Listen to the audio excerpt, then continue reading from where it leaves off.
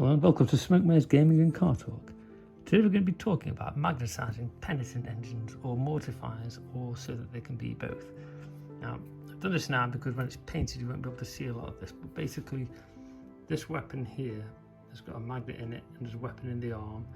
There are these very small 2mm by 1mm magnets here. I have used some of these larger ones here, just slightly wider, for another job, but we'll get to that in a minute.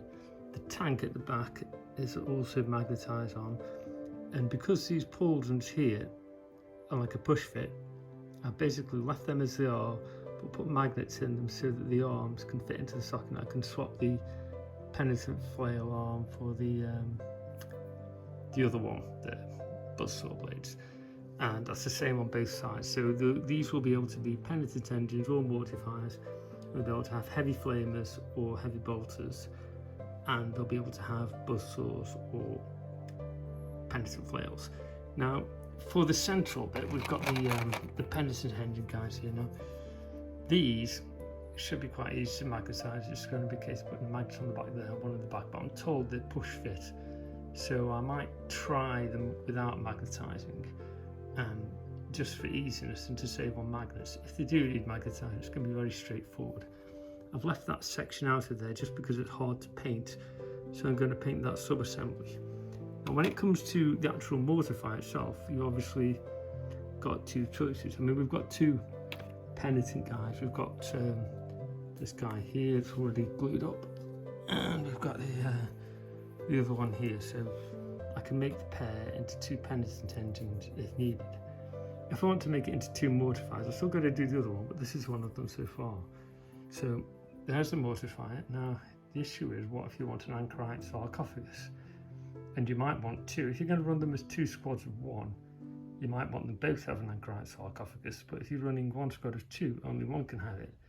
So what I've done here at the back, I've found is put these slightly larger magnets in there. They're more like a sort of, there might be 3 mils, I'd have to double check, but basically they are on the inside pointing outwards, so it doesn't look like anything. You could run it without anything if you want to.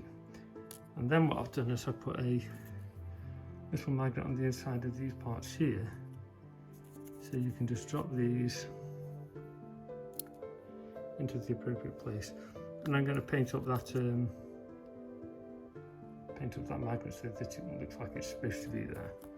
And then if you decide you don't want to run it with sort of chest casing, or you don't want to run it with nothing at all, you want to put the full Anchorite sarcophagus on, you can do that too. So what we've got there is a bit of green stuff in the back of here.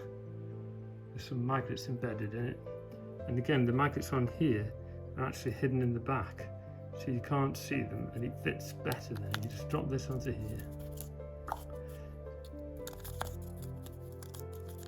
What I usually do with 2 hands, but there you go. So now we've got Anchorite sarcophagus held on, and we've got 2 models, but we've got the full variability to make them absolutely anything. When I come to paint these, obviously I'm going to glue the backs into the body, and I'm going to glue the upper body onto the lower body. Again, I've just left that off to make it easy to paint, but everything else will be customizable and changeable. For example, there's the here's how this bit's done here. That's the little fuel tank thingamajiggery, and that's where it goes on the arm. And then we've got the bit that allows it to fit into the pauldron, and we can spot that.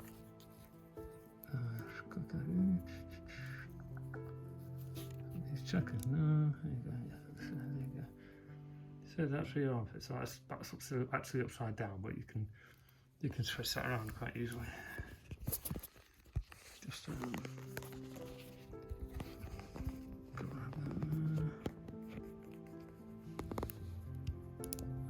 swap it round. You need a stand for it. There you go. There you go. So that's now in the right position. And then when you put the gun on, it will fit onto that magnet there. And you just have to make sure the cables go into that little hole there. Haven't done the heavy bolters yet, but they look really straightforward. The head scratch really was how to make the mortifier so that it could be Anchorite or non-Anchorite, and so that you didn't have giant magnets stuck on the body. And again, the solution was those nice big magnets stuck on the inside. Bit of a faff, because obviously they want to stitch each other or repel each other, so it's a bit of a work getting them into place, but it's worth it because it does a good job, and you then got all of the options. I dare say if you're doing it yourself, you might leave these little bits off. They're quite fiddly and it's only an aesthetic thing, but in terms of actually the mortifier itself, I think that's a pretty good solution. So I hope you enjoyed it. Thanks for watching. Don't forget to like and subscribe. If there's any particular sisters modelling videos you'd like me to look at, or if you'd like me to do any different units in my Maths Hammer videos, do drop me a comment. Thanks a lot. Bye.